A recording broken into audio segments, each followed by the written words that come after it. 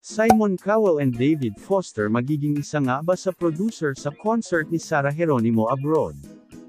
Hello mga ka-popsters, ang aming channel ay nag-a-upload ng mga latest, trending at iba pang updates tungkol kay Sarah Geronimo.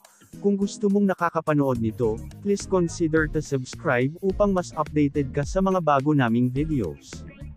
Sunod-sunod ang mga ganap ng nag-iisang Sarah Geronimo mapa photoshoot, endorsements and concerts ay puno ang schedule ng popstar.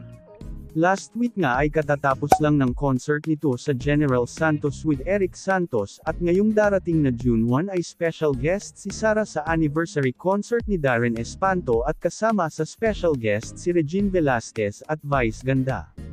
Last week din ay nakatanggap si Sarah Geronimo ng award bilang Female Concert of the Year galing sa Box Office Entertainment Award at Male Concert of the Year naman si Bamboo.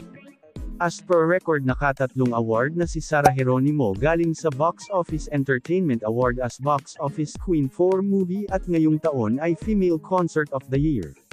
Nanalo si Sarah as Box Office Queen dahil sa kanyang mga movie na blockbuster hit tulad ng A Very Special Love.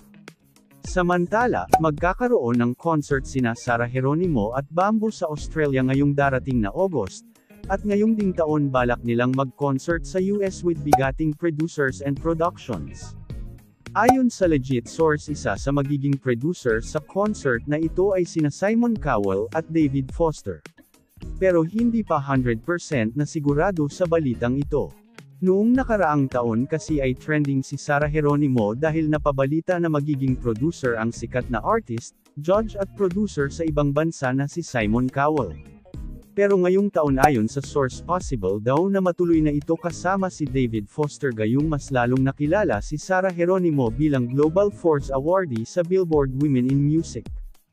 Ano masasabi nyo dito mga ka-popsters? Please hit the like button, share and please consider to subscribe our official YouTube channel para updated ka sa mga latest news tungkol kay Sarah Geronimo.